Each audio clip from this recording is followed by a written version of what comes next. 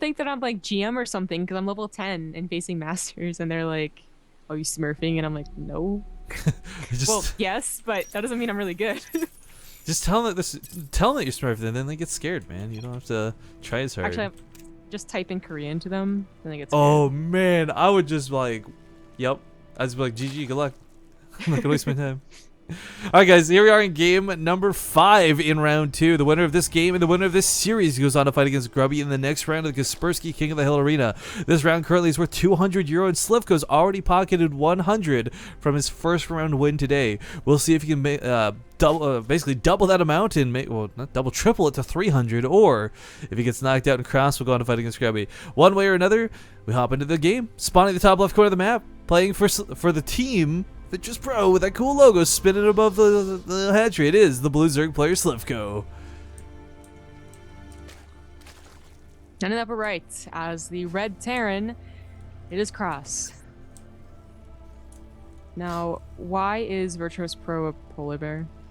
I don't know, cause isn't ESC Icy Box also like a weird like polar bear thing too? That would make more sense. I don't know. Whatever. Team I mean, it logos. makes some sense. Let's be honest. What team logo needs logic to it? Like, my insanity is this weird like puppet ghost thing. Like, I don't know what that's about. Is it like a voodoo doll? Something like that. I don't know. Like, it's Well, Western Wolves had a good logo that made sense. was a wolf, yeah, facing west. It's a wolf. pretty simple there, but no, I guess like I like, for example, my favorite types of logos are like evil geniuses, not to like promote the brand or whatever, because you know there's gonna be someone who's like getting mad at me for it, but I love how it's like the E and the G in one simple thing. Like it is good. I think it's pretty cool. Actually, I'm gonna make everyone mad at me for it right now, but see, I watch a little bit of LOL, and Cloud9 has the best logo I've ever seen. I just buy their stuff not because I like them. Oh, the 3 nines or whatever, the shape of the yeah, cloud. it's actually like it's a super nice logo, and like not only the logo, but like all their like whoever the graphic designer is really good. I like buy their stuff just because it looks nice, not because I want to support the team or whatever. Well, not to go too much further into it, but yeah, like there's the simple ones, there's the really cool and classy ones, and then you got ones like ours that are just text of the name. I really need to like invest into like a proper Base Trade TV logo. But man, for those who have never looked into logo design, that stuff is expensive, and for good reason. Like, yeah, 300, 500 actually for a good logo. yeah, as like a low end average too. Yeah, there's actually because I'm going into graphic design somewhat. That's literally like what their asking price is or what they give you. They're like, take it, and I'm like, all right. Well, anyways, we do have this game going on. Nothing obviously crazy happened. Yeah, the Crazy. no third quick hatchery by any means, but of course, Krass not exactly rushing out that third command center either. It's still too early for that. He did get the Overlord quite just beelined it across the map, so Slivko's got this kind of hiding over here for some scouting information later. I guess curiosity does kind of strike, like, because Krass did not open this with cheese, and he hasn't taken that second gas, we're going to see a much more normalized game out of him. My big fear with that is, though, like, we've seen that he's completely capable of cool tactics. Big shout out to Yansu trying to bait the Mutalisk in the Widow Mines, like, that was super duper cool. But he was very passive these last 2 games, and I'm a little bit worried that that's kind of one of his biggest weaknesses coming up against Slivko. If you really just let a Zerg player sit back, they get that overwhelming amount of banelings. They get that stupid amount of like just swarmed units that you can't deal with no matter what you have. Yeah. Well, the first game that he lost, he just didn't do anything with Hellion Banshee. Like, the Banshees tried, and they died, and the Hellions didn't do anything. So, yeah, that let Slivko do whatever he wanted. He got actually a 4th base up, no problem. And the next game, Slivko just, you know, finally turned on the aggression early on, and that was a really good build for that map, I feel. So that was just really nice by him. But if Krass can do something a little weirder, you know, I was going to say maybe like a 2-base, like what I expected from that very first game, but he's not, because he gets a 3rd command center. He's gonna go into Hellion Banshee again, it looks like, and hopefully it can do more damage this time. You know, if Slivko had gotten the gold, I feel like Banshees would have been really effective, but it's not. Man, gold base on this map too is really weird. I've cast a lot of games on it where, like, you know, it gets taken at some point. It doesn't really end up influencing the game too heavily. It just kind of, you know, really jumpstarts your economy. But there's a oh gosh, was ZVZ? I'm trying to remember what it was. I cast something just recently though, where like if that gold base hadn't been taken, the player would have been out of the game. Like, he was just barely hanging on because of the extra economy. And as soon as the gold base mined out, it became like 3 bases versus 3 normal bases. He lost the game. So like the gold base can be a big deal. The problem is you don't see a lot of opportunity for it because a lot of players are really scared about taking it. Yeah. Well, everyone's just getting so much better at actually denying it. You know, originally, I think map makers and professional gamers, or everyone just looked at it and said, well, that third's risky. But then it really wasn't. People still took it and they got, you know, way fine. But now it is actually risky. Like, you have to be careful about how you take it, you know, defending against mostly, like, air. Like, air is pretty good at, you know, destroying that, as well as tanks. If you're up against a Terran player, do you really want to, you know, bet that they won't get tanks if you go for that gold? Yeah, it's kind of absurd the amount of range you can abuse with the Watchtower, especially. Yeah, so that is how it develops, I suppose, and we're going to seeing a lot more of it, as apparently everyone wants to choose it. I would like to start seeing more maps like, what I like about Heavy Rain is like, well, it's kind of pushed it a little bit further and encouraging more mech play out of it.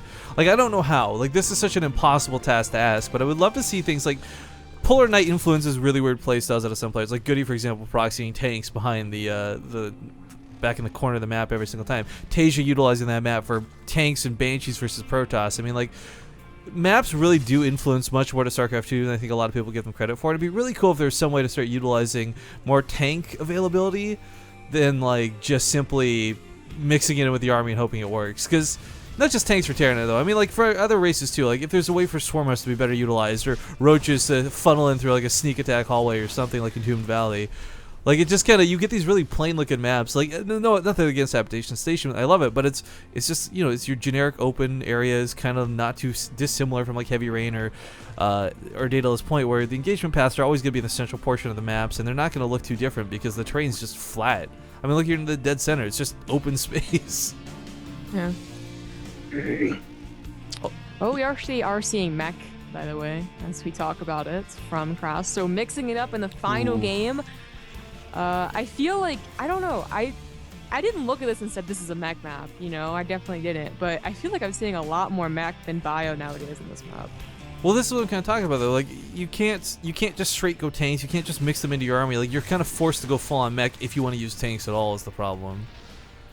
But, you know, one thing about mech is, it's actually really, it's weird to consider. Like, I've talked to players like Henjelisk, I've talked to players that are just well-known Zergs that are like, I really don't know the quite appropriate response. Like, for Widowmines and Marines, you know it's Banelings and Mutalisks. There's no question about it. Like, that's just a good response to it. But for a lot of players to go mech, it's like, I tried Roaches, I tried Swarmos. You know, they work half the time, they don't work half the time. And so much of, like, crushing a mech player's build comes down to, like, beating them in the early game, I feel. Like, keeping them from getting that insane tank count before Ravens are even available. Yeah. Well, some Hellions gonna try and dodge, but I feel like it's actually it's really akin to ZVP, where there are certain levels where each player gets, you know, a leg up. So it starts off with, like, maybe the Zerg having a little more opportunity to kill the mech player in the beginning, and then the mech player gets really strong, but then they get Vipers, but then the mech player gets air, you know, that mass air army, and then that's where a lot of Zerg players are saying, like, I don't know what to do against it. See, I would love, the thing too about the game though is, like, it's not as back and forth as that. Like, it sounds great in concept, but, like, you see that back and forth more in, like, mirror matchups than you do in, like, say, ZVP or ZVT. And the game would be so much more dynamic if it was, like, a constant stream of aggression with, like, little bits of changes behind it. But when it comes to mech, it's always, like, one player kind of turtling up. The Zerg player kind of has to wait for his opening. He's not afforded to just go in. And you have those tech swaps happen, but they're kind of slow and behind the scenes. Yeah. It's very true, and as you can see, nothing really too aggressive going on. In fact, Slivko is going for another very, very fast hive this time. We're going to go up to very fast Vipers. You could also go up to Broodlords, but that's because the end goal of a Terran player is usually to get that really great air army, I'm not sure if it's so effective.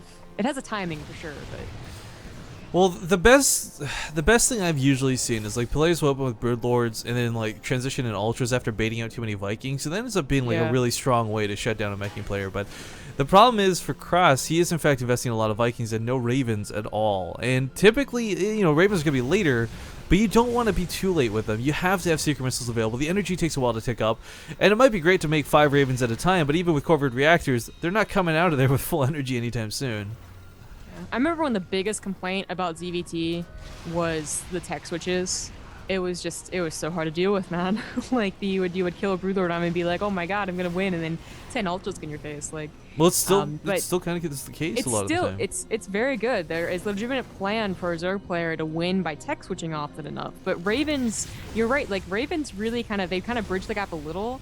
in that they're not great against ultras, but they do damage to ultras, and actually sometimes they do great damage against ultras. That gives you enough time to get an army that is decent with it, you know? Ooh, blue flame spread. Couple do get up towards the gold mineral line. Not gonna get too many worker kills here, sadly. Tank is unsieged and awkwardly in the middle of the map. Another tank's unsieged. This is gonna catch Krass a little bit off guard. Okay, siege is up just in time. I think if BenQ had pushed that, he might have actually been able to kill the army, but not sure if just straight up killing the army would have been worth it. Yeah, well, he doesn't know what's behind everything, right? Like that's a really good mech player will, you know, stagger everything. So, you know, not only does it appear less powerful, but also blinding cloud isn't as effective. So obviously he could have done some damage, maybe, but I like that he pulled back, didn't risk it, because he's going up to Broodlords anyways, as we kind of guessed. So why not just wait for those?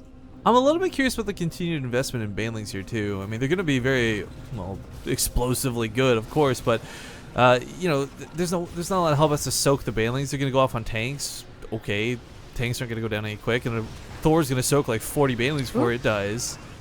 Well, I thought you might be able to get the command center. I think he actually might have, because the Thors would have been so clunky, but doesn't go for it. Does in fact save it. And usually a mech player is like going to be rolling in command center soon, anyways. Yeah. So just didn't want to risk it.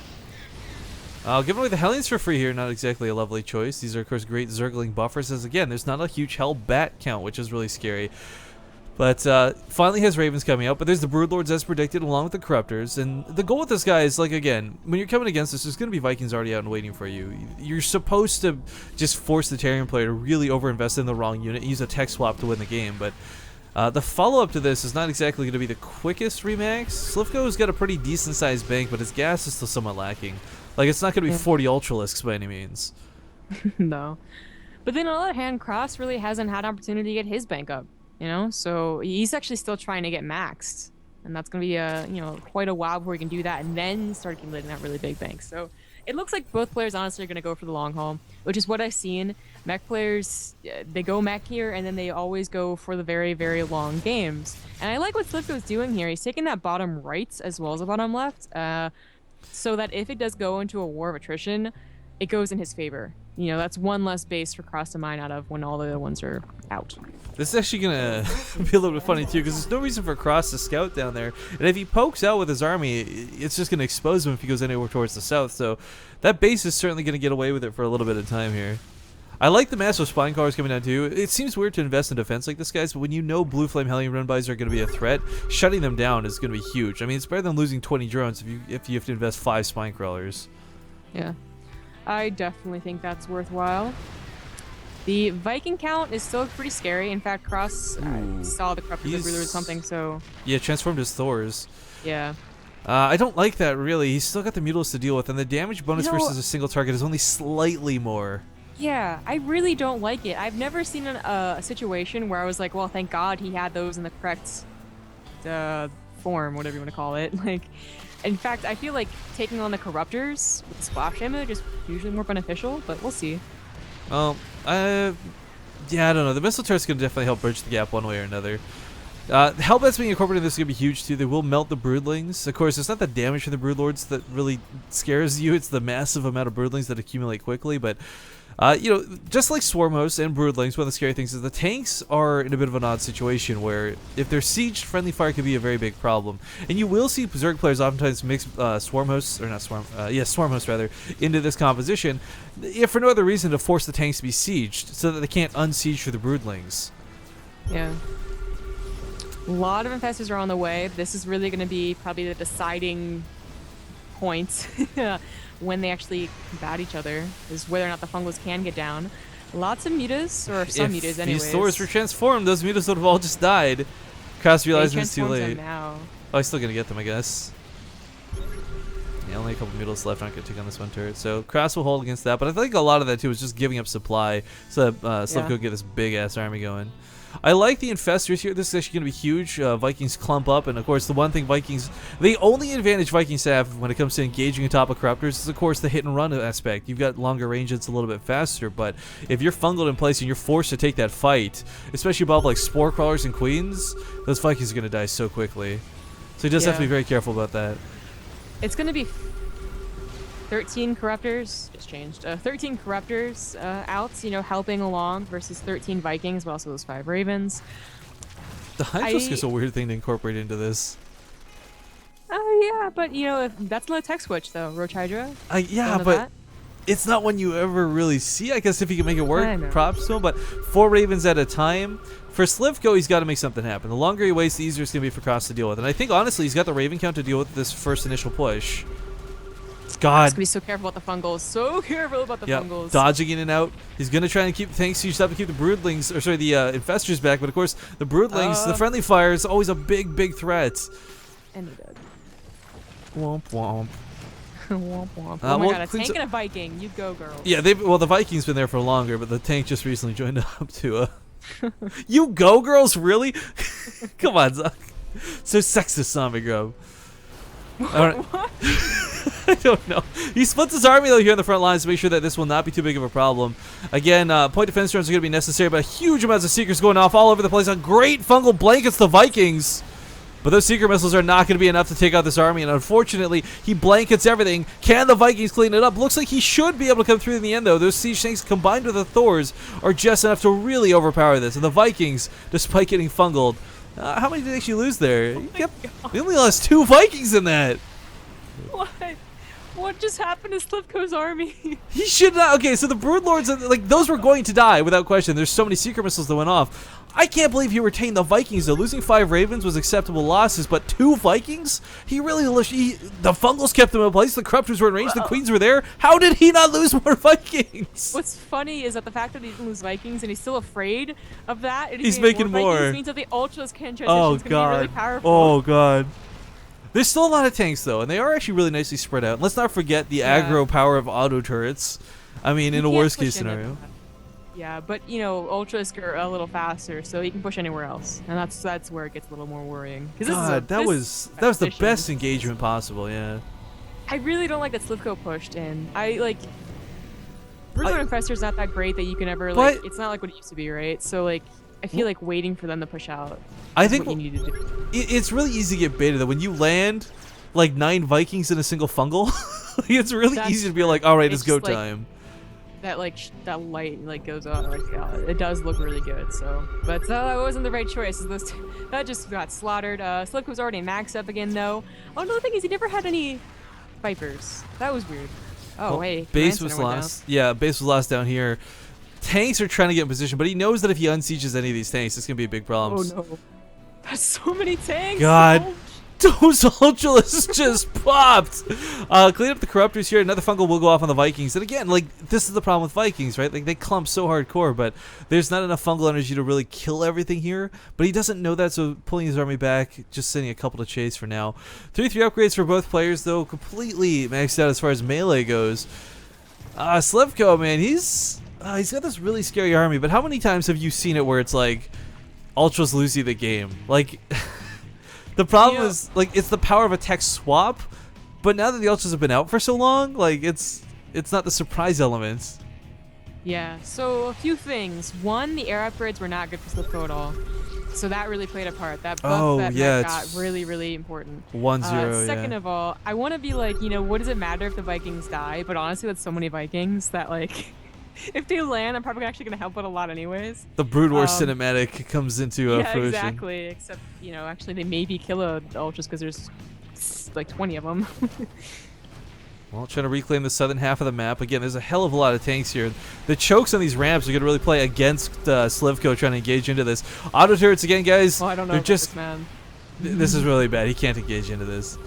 You know, he probably wants to kill those Vikings just so the Vipers can get something off. You know, because right now they try and do a blinding cloud. They're going to go down so fast. And that's really what he needs is a few blinding clouds.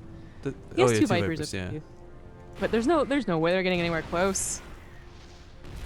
Well, Krass has done what's really important. He secured a 4th base while this was going on, or a 5th base rather while this was going on. Repositioning here towards the north. Again, that tank count is pretty insane. Engaging on top of this is going to be problematic. A couple fungals go off, but I mean, so what? The Infested Terrans actually can cause a bit of splash damage here, and he's still trying to get Seekers down, but Krass is just such a good response in this scenario. Like, usually as a Terran player, you're struggling to bounce between your bases, unsieging and sieging up again. That's a lot of time. But what I'm loving is these auto turrets being spammed. Just needs a bit of a pause. The auto turrets being spammed seems a little bit weird, guys. but it's gonna buy him so much time. Like these auto turrets being down, that's the difference of sieging versus being caught unsieged type thing. It's true. I feel like Slivko might be a little boxed in right now, like in his mind, you know? Like he just wants to always seems to want to take the head-on engagements when peeling off like 4 Ultralisk and taking down command centers might be better. You know, you might have to just give in and say, I'm never going to beat this army head-on. And so, you know, I got to catch him unsieged, or I got to do something else to him because this army just looks like unbeatable. The two scary things right now is like, A, there's no swarm host involved with this. There's nothing to keep the tanks back, right? Like, I mean, even if it's just a low investment of like, let's say 5 or 6, like at least it's constant pressure where the tanks can never be taken away, or you know, you'll bleed out that portion of the map. We got the neural parasite I wanted to talk about a little bit. This is a weird thing to see. So I guess if he can land a neural on a Raven and put some seeker missiles down, that'd be really cool. But I mean, that would be really difficult. Yes, especially with the tanks guarding them and the auto turrets. And the auto turrets, don't forget the auto turrets. That's and the other thing. So long. And they also help keep the infestors back. The infestors can't dive for those fungals, like even if the tanks weren't siege type thing. Again, there's lots of little things going on here from Krass that are actually incredibly important and part of why Slivko cannot push. It's not just this giant tank line, guys. Make no mistake, with Vipers and Ultras, he could break the tank line. But it's everything else that's causing so many problems. He's got to waste fungals trying to catch like a single Raven, doesn't even kill it in the end. This fifth base of Krass just looks so easily killable, but yeah, he's just not sending anything over there, and it's not even a planetary. Well, I was gonna just actually bring that up. I think a big part of why it's not planetary is like everything that's coming to bust him. It's not ling run bodies. It's not roaches. Like if a base is gonna go down, it's gonna go down one way or another. That's a good point. I've been thinking. I thought more about that, and I'm seeing a lot of more pro players do that. If they invest into Ultra Infestor rather than Ultra Muta, they're, you know, more keen on getting orbitals than planetaries because you can lift, and that's one orbital saved. I didn't even see the fusion core come down, but we got battle cruisers coming out. Yep. These are actually incredibly good. So the battle cruiser damage is quite frankly garbage, guys, and their durability is nothing like it was back in like Brood War days. But one huge thing about battle cruisers, Yamato cannon. It basically, if you put a Yamato cannon on a Corruptor, it's gonna one-shot it. You put a Yamato cannon on an Ultralisk, it'll take its health down by half immediately. Like, out of position here, a little bit to the north. Auto turrets again, gonna buy Krass the time he needs to get in position for this fight. Unfortunately, the tanks are in a terrible spot. But the auto turrets are still alive, so whatever. Towards the south, the hatchery's been put down once more. He's going to keep building this. This denies Krass more than anything else. But Krass, of course, would love to just slowly leapfrog across the map. That's not an opportunity afforded to him. More auto turrets going to come down. A fungal growth has got to land. Gets a couple good seekers off. And, ooh, neural parasites tanks, but they're in a blinding cloud, so it's actually, I think, unable to fire on anything. What? The first blinding clouds went down somewhere weird, but then the second ones were great, but that was too late anyways. So if you're in a blinding cloud already, you still can't fire out of it? Like, even if you neural, it's like your own blinding cloud? Because he neuraled like 2 tanks that didn't fire a single shot. That was weird. I don't know. That was so weird. Maybe I hit the auto turrets and I mislooked or something? I gotta go back and look at that. How often does that happen, though? Never, like, it could right? be that we just discovered a bug, or maybe it is on purpose. I don't know.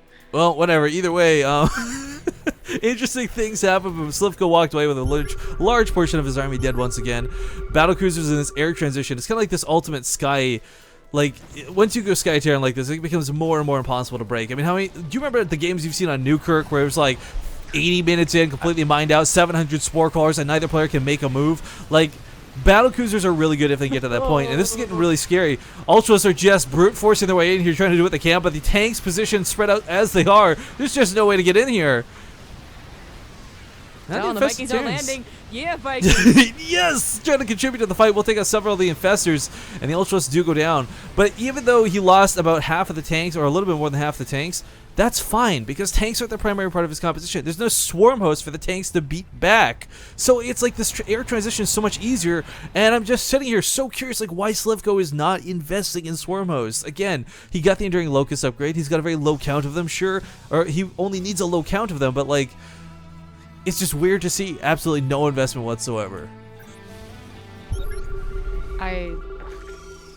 I don't know what to say for Slivko. I think he's it's really screwed. not gonna work. I think he is screwed. Like the only way that you're gonna survive when it gets to this point is with like Storm Hosts maybe. Like I don't want to be like the end all be all, but it seems that way. Like Krass is unbeatable right now, and it was either like his army's unbeatable, but maybe he's not unbeatable.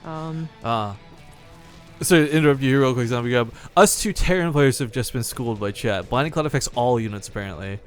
So I guess not a bug at all by any means. God damn it, I can't believe we're not Zerg players. Well, I've heard it before, but then I thought I heard something different. Well, Blinding Cloud has got weird properties too. Like Thors can still shoot up out of it, right? But they can't shoot down through it, which makes no sense. Like, I don't know. Definitely strange. Well, now it's 100%, so I'll remember it. I won't be fooled next time. Yeah, fool me what? Shame on me. The Raven army here still looking quite strong. This base is going to be evacuated by Krass. Not gonna risk losing these precious SCVs. Okay. But Why did he neural the tanks then? I don't know. Okay, we're just it was a weird situation. No matter how you look at it, it was a cool use of neural parasite though. I think he was trying to use the Blinding Cloud to move in, but if he had gotten enough tanks, maybe he could have turned that fight around. But what I really like out of Slivko finally investing in a lot of queens on the front lines, like spam transfusing an Ultralisk. Like, yeah, with 50 tanks, it's going to get one shot. There's no changing that. But still, it increases the durability by so much more. And oh my god, we finally have Swarm Hosts coming out, Zombie Gub. It might only be 3, but at least they're finally coming out. Yay! Yeah, I don't know. Storm Hosts are gonna win this game. No, it's like 10 minutes ago, 4 Storm Hosts may have actually won this game with that giant push. But the tank count is replenished at this point. It's no longer half the amount it once was. There's battle cruisers with Yamato cannons in this. There's so many Ravens. This poor Thor got neuraled, but you guys can see Neural Parasite is nowhere near as good as it used to be. I really like the ooh, nice fungal. sound effects, the new sound effects when you fungal something or neural something. No, like the voice is different. Oh yeah, like they do that weird like infested sort of gargly sound, like that's on their. So cool. Yeah. You're not gonna be able to infest it. I feel like this is a waste. I really do. Just a waste of mana. He's clearing out auto turrets. I guess he's trading mana for mana. It's the weird way to look at it, but. I guess that's true. Yeah. There we go. He's gonna kill the Thor outright. There's a. Okay. I don't know what that was about. It was funny to watch. Though. I feel like he wanted to get a big splash off on the Vikings. Maybe, yeah. If he could have volleyed that down, that could have been really scary. But of course, point defense drones were down and they're full energy, so that's not gonna happen anytime soon. Long distance mining from the base of Krass is what Slivko's been doing for some time. This tank is forced to unsiege because one drone was attacking. I don't. It's still alive too. This game is just bonkers to say the least. But this base will be killed once more, or at least forced to lift. Krass is at the point where he might have to move out soon. Like, as many times as Slivko has given away an army, Krass doesn't have a bank either. Well, I don't think Krass needs to move out, though, is the thing. Like, he just has to slowly take these bases, and as Slivko attacks more and more, as we see Slivko is mining out, he's going to be starving soon. And we talked about the war of attrition earlier. Well, technically, Krass has been significantly more cost-effective than him all game. I mean, look at the resources lost, for goodness sake. So, I mean, turtling up like this works. Slivko has just been throwing units away into Krass all game. I should rephrase. I feel like someone should do something. Slivko's not doing the correct thing. Krass, he can just do this and he's going to be fine because it's been working off for him this entire time. I love the auto turrets, right? But I've never seen anyone do this. How many auto turrets are currently on the map? Are they buildings or are they units? I don't see them in either tab unless I'm just blind here. Oh, they're in structures. 28. Oh, 29. Yeah, there you go. Sorry, I was looking for the thing, but yeah, again, this is just so weird to see because this is like this wall of temporary defense, but by the time it runs out, he's got new ones to replace it thanks to having so many Ravens and so much energy. But the Swarm Host starting to push out now a little bit as we see their damage, even unupgraded, is still pretty darn good. Almost on level 3 weapon upgrades. I shouldn't say unupgraded, I meant to say not fully upgraded, but still. The Game Heart overlay has actually got the upgrades bleeding over into the minerals, so it's kind of cute. There's just so many upgrades to have for a Zerg player, but... I don't recall ever seeing point defense run against Swarm or Locusts. Oh, it's actually really good. It's what allows you to push into them most of the time. It looks really good. I guess I don't see enough mech games. Well, slapping down all the infested Terrans, Slivko not able to trade his energy quite as effectively as Krass does.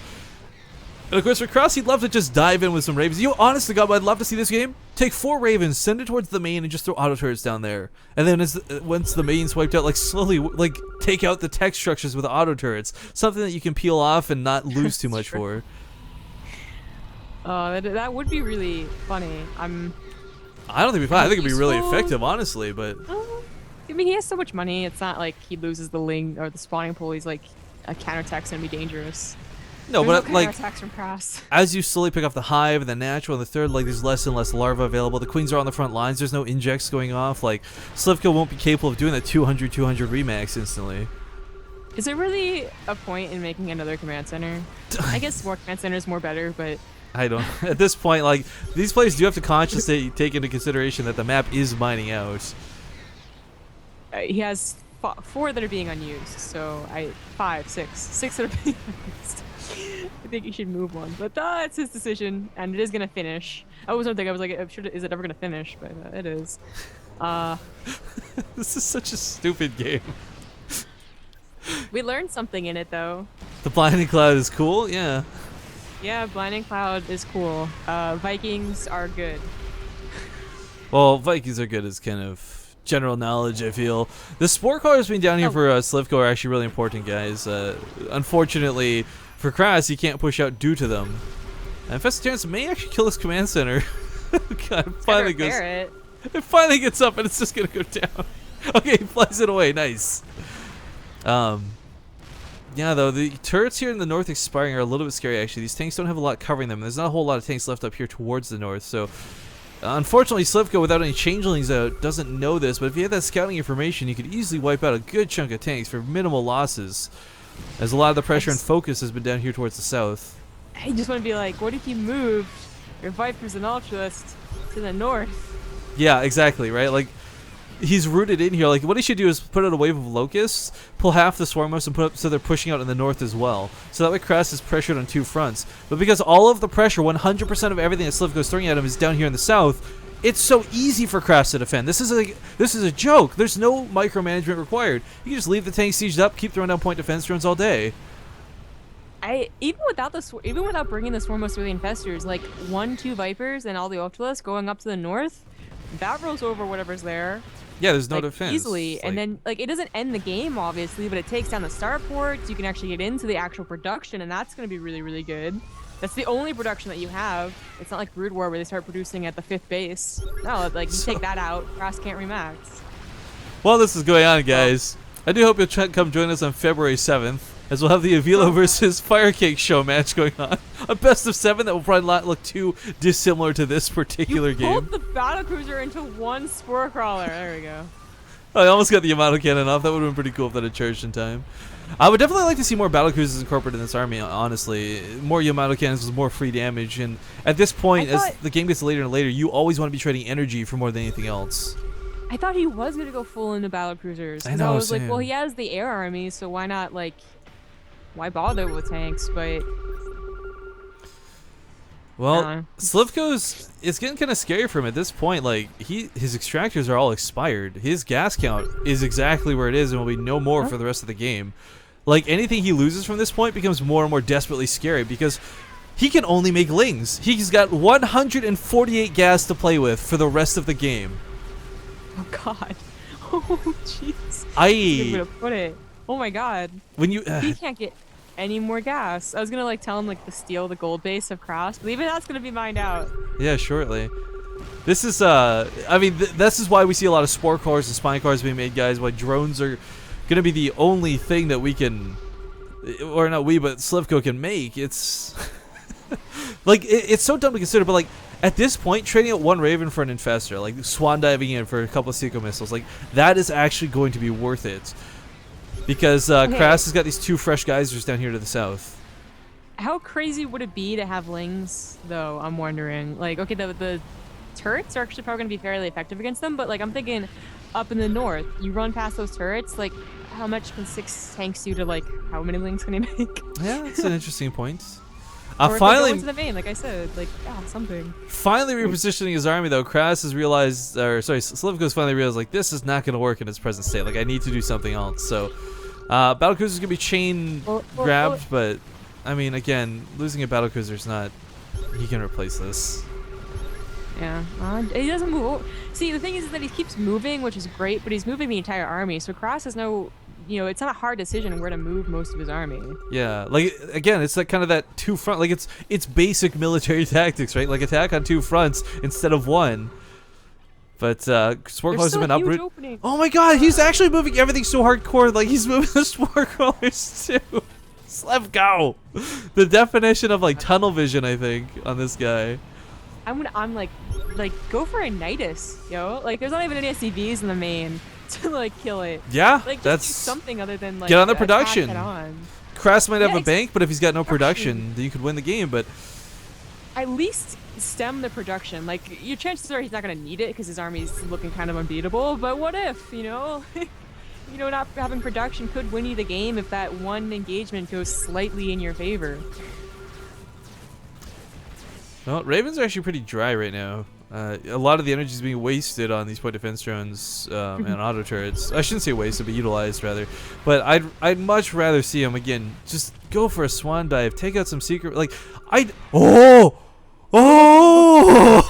this is gonna be a good use of gas. Sorry, everyone's probably like, what is he going on with? The friggin' nukes are gonna be coming out, guys, and this is actually gonna be fantastic because. He can't, like, the siege tanks can't move forward. Unfortunately, anything battlecruisers that move forward, they've been trying to Yamato cannon down the spore crawlers have been taken out. But you drop one nuke on top of 15 spore crawlers? Good luck, have fun! I'm just looking at this base across, right? He has one Vespian geyser that isn't mining. And it's probably because the swarm hosts were there, but I just imagine it being like that one little, like, square of the brownie that you keep, for later. Oh, for later. Yeah, like, you don't want to eat it all at once. But 3 nukes come in. Does he even have any ghost zone? No, there's no ghost out yet. And he is so many barracks. He's one barracks. He needs to like swap it onto a tech lab. Alright, well Slivko's actually starting to get something done here, which is weird to consider because Krass is what should have been unbeatable, untouchable even, but has broken through the auto turrets, has broken through a lot of the point defense drones. These Ravens are incredibly low in energy, like I stated before. Siege tanks are going to keep holding the line, but I kind of feel like a lot of the energy, again, being wasted because the siege tanks are killing the swarm hosts before they come in. Like, he doesn't need to be using... oh, God. He's incorporated advanced tactics now, Zombie Grub. He's not just using Thors because you notice he's been trying to poke with one Thor this whole game and gets, like, knurled or killed or Viper grabbed. But now he's adapted a medevac to keep that from happening. Pretty smooth. Yeah, we have ghosts on the way. We have 3 ghosts. Wait, we need to get 2 more barracks. Yeah, he built 3 while we were talking about the nukes and getting excited. But the brownie slice is being eaten up right now. He's taking the final geyser of this insane game. But as we see here, still to the north, he's slowly pushing through, takes out the sensor tower. Little bit by little bit gets done. And I'm just like... I can't help but think, like, if Slivko had done this, like, 40 minutes ago, maybe he would actually be the one ahead instead of fighting from behind like this. Yeah. I mean, really, like, obviously, what happened 20 minutes ago is not that big of a deal right now. Well, but what is big a deal is that he didn't have gas. That's why it's a big deal. He doesn't have a bank of gas. And the problem is, like, there's no way for Krass to really confirm this, right? Like, he can scan the bases and maybe... Ooh. Are the spore crawlers gonna root? He can move the spore crawlers if he wants to. You can move the spore crawlers, but no one ever remembers to move the spore crawlers. Okay, well this isn't gonna kill a lot. They're too far from the center. Why do you move the other ones? Those ones were left behind. Because he's a dick. I don't know. He doesn't like spore crawlers. Worst boss ever. Over the other. But okay, we got that. We got a small leapfrog effect happening now with these nukes being incorporated. It's the first time I've seen more laser beams in a TVZ than a PVZ. Right? The point defense drones have been asleep. All these defensive towers are going to tie to the nuclear strike, though, so I don't know. Some of the swarm, I think, a little damaged. Yeah, she keeps the ghost alive through it. Another nuke goes off towards the south. It kills even more spore crawlers, though. So finally, Krass is starting to make a little bit of a leeway here. But this is, even with 3 nukes at a time, these are gonna take a long time to actually go anywhere. God, Terran technology needs to adapt and turn point defense drones into damage dealers. Like, turn defensive mode on, it shoots down projectiles. Turn offensive mode on, it does like a little bit of damage to anything that comes underneath it, like the shredder concept. Do you remember that from beta? Oh god. Do you remember how broken that thing was? Like, How could they even put that in the game? I mean, they put the war hang on, like hang on, that, hang on. so. For the first time, I think Krass is going to be wildly out of position, too focused on the nukes. The entire army from Slivko has been rerouted here towards the south. Tanks are not in position to fight this, and it looks like a hell of a lot of infested Terrans going to go down and clear out this base once more. That's just freeing up supply. Sorry, I love the way the ghosts sound when they die. Okay, I was like, what the hell are you doing? What am I doing is going crazy with this game. So nukes have cleared out the spore crawlers in the middle of the map. This has also stripped away a lot of the creep and provided a lot of extra space for Krass to work around. The problem is for Slivko, again, still has no gas, guys. Like, this is such a weird, like, if you're a Zerg player, this is the ultimate underdog scenario. He has no gas to work with. Every infestor he loses, any ultralists that go down, Swarmos, completely irreplaceable. Mass Queens! That could be good, actually. That could actually be fantastically good with no sarcasm attached. Strat's really good. Trust me, Slivko. It would actually work because it wouldn't be bad. Yeah, he's not maxed right now, and I don't know why he's so reluctant to build more units, but whether it's Queens or Zerglings, I mean, he's got 8k minerals on the bank, and Queens would spam the hell out of transfuses to keep units alive. These precious units that we have stated once again cannot afford to be lost. Can you build anything? You can't build anything useful. Like a swarm house costs 150? Yeah, everything he can build a Hydrosker Roach, I think. Send one drone. He can build an infestor. He build like geyser. Oh, he's gonna fly around and start nuking now with his medevac. That's pretty cool. I've never seen anyone approach this situation like this, and I actually really enjoy this. The problem is, of course, nukes cost 100, so you're limited on how many you can eventually use, right? I feel like Krass has been very comfortable, so it's, you know, it's that time where you can start thinking outside the box. When you don't really have to think about much else. Hang on, we're talking about outside the box. Can you imagine if he invested in like Marines and started dropping around the map at this point? The bio switch. Oh my god. It's bio switch. Ultras came back to the main. Oh, there's detection though. These are gonna get killed. Yeah, that would have been cool, but that would have been really cool. Yeah. Again, getting the tech structure is a big deal, but you know what you do is you drop 4, snipe the overseer with some, and then you nuke. Oh, you are so clever. Yeah, I am. I'm good. God, this is. I feel like okay. You know what? We said Slivko was screwed like 20 minutes ago, but I kind of feel like Krass is kind of starting to turn.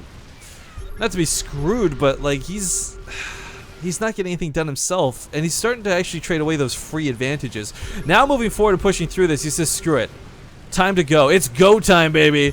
EMPs from the ghosts, you know, it's a little ironic. We're talking about how they're going to be fun for all this, but the infestors are all completely out of energy. There's not a single fungal to threaten him with. There's no infested Terrans that can come down with this. He could literally A-move through this with the Vikings, with the Ravens, with the Battlecruisers, with everything, and probably take an advantage. Point defense is going to make sure the Spore Crawlers don't get much done. Does lose a Raven, that kind of sucks, but again, this is the clearing power, and he doesn't know that there's no energy on these infestors. Like, I feel like if Krass knew, like, of course we can't tell him or anything, right, guys? But like, he knew there was no gas and no energy, this game would be over right now. Snipes, go for the snipes, snipe the Vipers, snipe the infestors. Oh, I was for the nuke. I was gonna put point defense to and keep the ghost alive. Like, oh god, that goes. Oh god, that goes. Ah! Energy, yeah. Okay, well, still, he's gaining ground slowly but surely. And you know what, guys? Like, this is game 5, right? Like, the winner of this not only gets 200 euro, but he advances on a fight against Grubby for another chance at 300 euro for a best of 5. I mean, you can understand why there's so much stubborn mentality incorporated with this game right now. There's a lot of money on the line for what is another really great series coming up. Grubby probably like watched game 2 and is like, oh, this could be over in like 10 minutes. Yeah, he'll probably like, waiting. Just like online, ready to go. Another ghost can come through. The problem, I guess, with all these Spore Crawlers down is there's like infinite detection. I like that snipe. Again, these units are harder to replace for Slivko than they are for Krass. He still has a gas income too, now that he's pushed out a little, so he can continue doing the nukes. He had to stop for a little while, but he can start it up again. And this is more like why I want to see more battlecruisers. Like, these Yamato cannons are so... They're just the end-all be-all for free damage. Yeah, I would have liked that too. And the sport most would have been completely, who cares, against a lot of the battlecruisers, but... If I'm going to be very real right now, Zombie Grub, I'm super glad you came online. Because if I had to solo cast this right now, I would be sitting here like dying, literally. But we are in quintuple digits, guys, past the 1 hour mark. Krass is still holding on for dear life, and so is Slivko. Maybe revenge for Snoot versus whoever it was on Frost. Oh, that was yeah, when WCS stream like crashed out or whatever. Yeah. Well, this is not quite that tier of game, but Slivko appears to be fully mined out everywhere. I don't see any income whatsoever for him. 3 drones are all that really remain, and of course, with a 6k mineral bank, what can you do? But make, like, this is what irritates me. Like, you joked about mass queens, but he's at 136 supply. Make some freaking queens! Make queens, make lings, make anything. Like, what else are you gonna do with that 6k? It's like he's saving for something, so... I don't know, in like the weirdest situation, he actually gets that base at the 5 o'clock, maybe. So then the 6k is gonna go into something important, but I don't think so. Just use it. This is where I need to pull like a Total Biscuit and just start playing some smooth jazz and stuff while this is slowly bleeding out. Because Slivko has, for all intents and purposes, in my opinion, guys, in my honest opinion, lost this game. It's just the longest loss of all time. Because at this point, it's no longer banking on Krass. Like, if Krass nukes his army, maybe with these 3 nukes he's got holstered. I mean, other than that, I don't know, right? Like...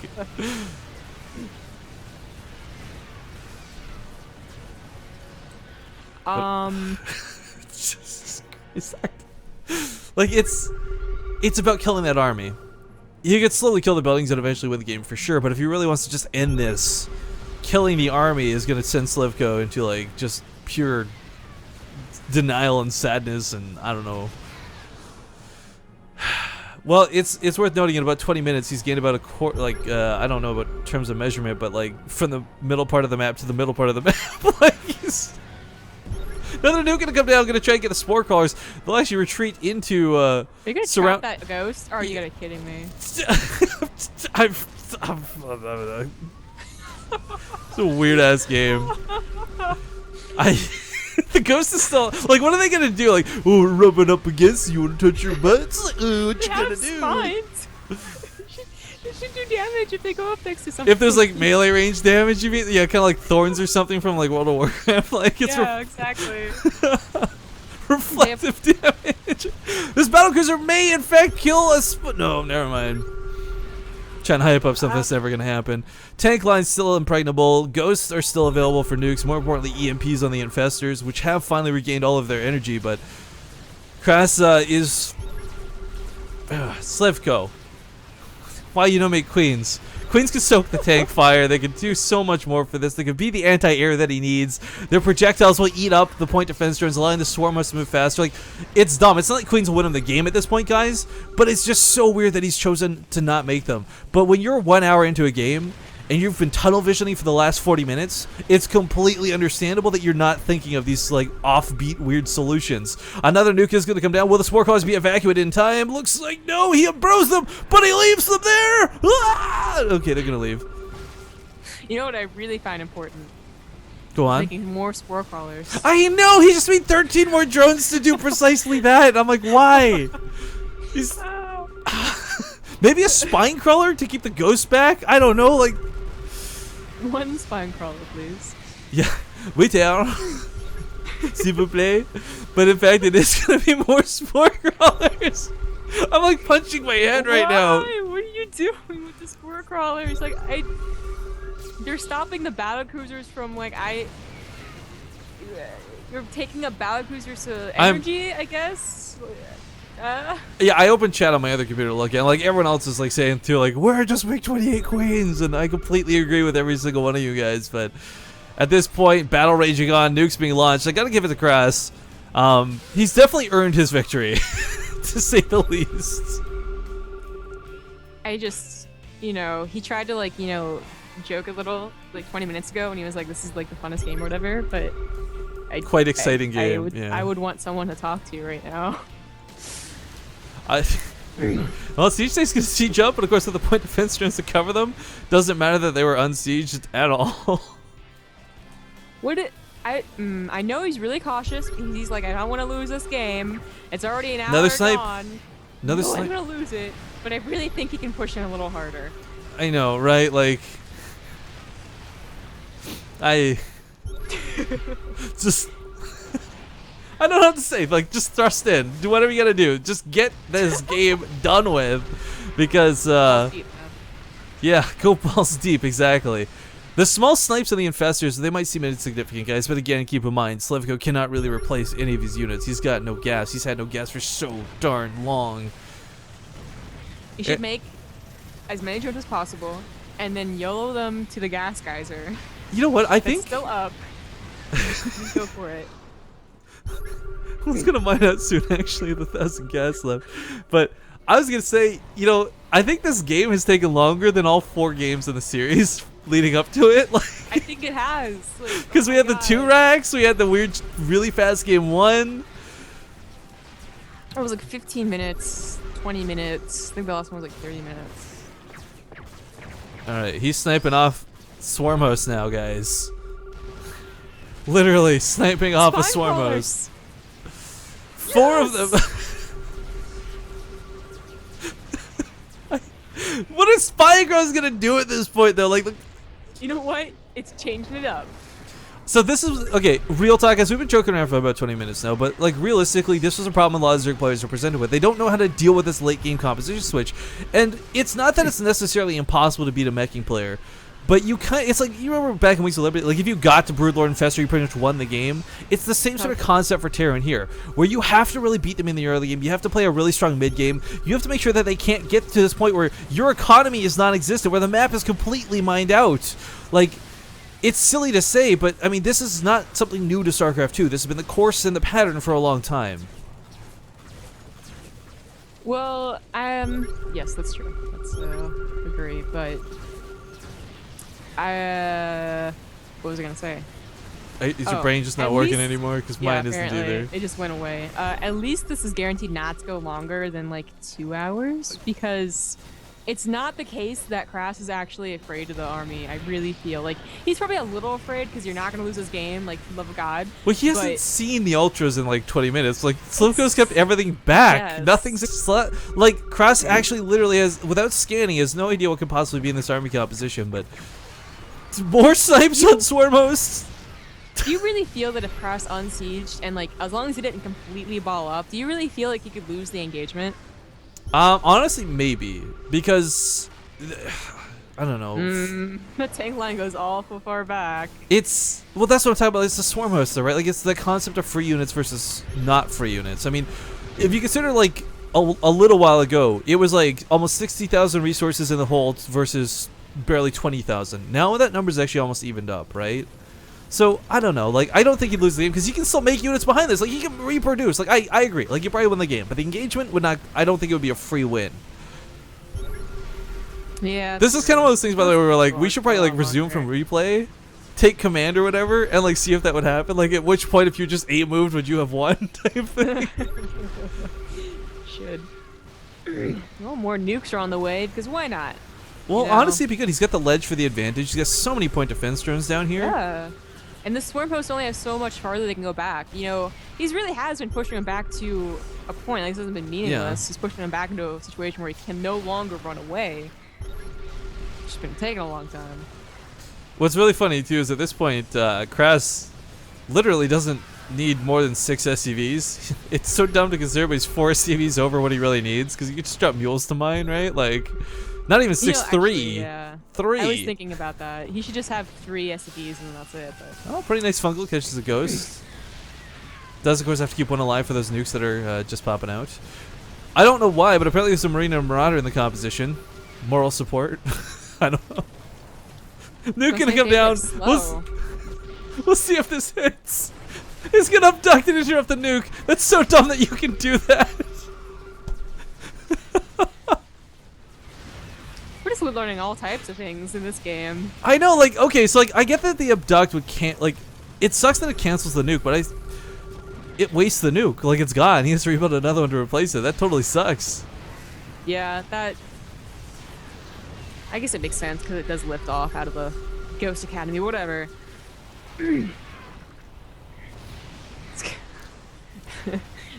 It's cost efficient to pull the ghosts. I guess. Yeah.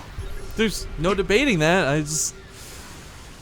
Lots of infested Terrans. I kind of feel like this is Slivko trying to say like this is one of those final push scenarios. Like it'd be really BM, but I'd love for Krass to just ask in chat like, now, do you have any money left? Like, has that happened? And actually, I think I've seen one where it happened for pro play and they were honest, and one happened like Reddit and they lied. Do you have any minerals left? No, and they had like 10K in the bank. Well, long and stretched out again, guys. I do want to remind you, in case anyone's just tuned in recently and you've joined in this hellish purgatory we found ourselves stuck in. The winner of this game and the winner of this series will go on to fight against Grubby next. I do imagine they will need a small break after this game is done before they do vetoes, but yes, we'll have Grubby coming up next, who I'm sure, as Zombie Grub said earlier, he's probably been on the sidelines 40 minutes ago saying, 40 minutes ago even saying like, okay, I'm ready to go, guys. But there's literally no upgrades they can get either. Oh god, someone's been an interesting point, the stalemate detection. But stalemate detection only comes into play if nothing's been killed or produced. Yeah. So with the constant aggression, it's not like stalemate will ever come into play. Does that include infested Terrans and locusts? Well, no, as long as there's like something actively going on the map, like if somebody dies, like it's just actions, so let's make sure people aren't AFK. At all. That's what I thought. Like it is really hard to get into a stalemate situation. But that's what I'm saying. Like, can you imagine? Can you imagine if an hour and 20 minutes later it's a stalemate though, and we gotta redo the game? I would nope. I would just, what the hell, man? Nope. No, it's a stalemate. They're playing rock paper scissors. Yeah, that's when you bring the DreamHack coin flip, like the controversial coin flip into play. But oh, this nuke will land on some buildings, and finally, hang on, guys, it's hey, that drone. Mega kill. I know, this is. Okay, this one I imagine, like, okay, they say, like, water torture is, like, a terrible thing, and you think about water dripping on your head, you're like, whatever, not a big deal. But, guys, you make them play a mech versus Swarmos game. Maybe it's a different form of torture. Oh, water torture is, like, making you feel like you're suffocating. No, I think that's waterboarding. I don't know, I'm not an expert on torture. You're right, yeah, you're right. I just know, whatever. It's something where you drip water on someone's fort, that's... all I know. Oh man, this is a slow bleed out of Slivko, but again, guys, I do want to remind you, he's got €100 from today. He's already made some money off of this. There's another €200 on the line for not just this game, but this entire series, the best of 5 that's gone down. And again, I really feel like, not because I'm Terran and not because I'm trying to be biased, but Krass earned the victory for sure. Like, he had a really fun Game 1 and Game 2, showed weird play in Game 3 and 4, which led to this Game number 5, where he's just, screw it, I'm going mech. Everything on the line. I hope it's like more nukes are going off. I can't even like. Grubby tweeted like, you know, Kaspersky Arena is going on. I'll play winner. It's currently tied 2-2, and this was 54 minutes ago. And someone tweeted at him like 1 hour later. His response was on Taro Adun. Yeah. Well, I love the snipes going off again. Like, I do feel a big part of this game is Slivko not making queens was a huge mistake. This late in the game, there's nothing you can do. Even if he maxed out queens, it wouldn't matter. The game's over at this point. He just hasn't left yet, type thing. His body hasn't hit the floor, so to speak. But if he had made mass queens with that initial Ultralisk push, maybe it's a follow-up afterwards. Maybe when he realized he was finally out of gas. I don't know. A Broodlord, even just one Broodlord would be so cool to have right now. Even though we get sniped off by the Vikings, most likely. But another abduct on a ghost. It gets abducted again into safety away from the Swarmos, but still dies. Do you think that when it comes down to it, will he ever use that bank? I don't know. It really bugs me that he hasn't. Like, I honestly almost feel like it's kind of BM. Not even a GG. We're gonna watch that nuke land. Hang on. Give us like an ending. Come on. Like, he just retreats. Yeah, I know. Hang on. I'm watching the nuke go down before we leave the game. Whoa, ba-bam! Alright, guys. Alright. Good game. That happened. Whoa! It is what it was.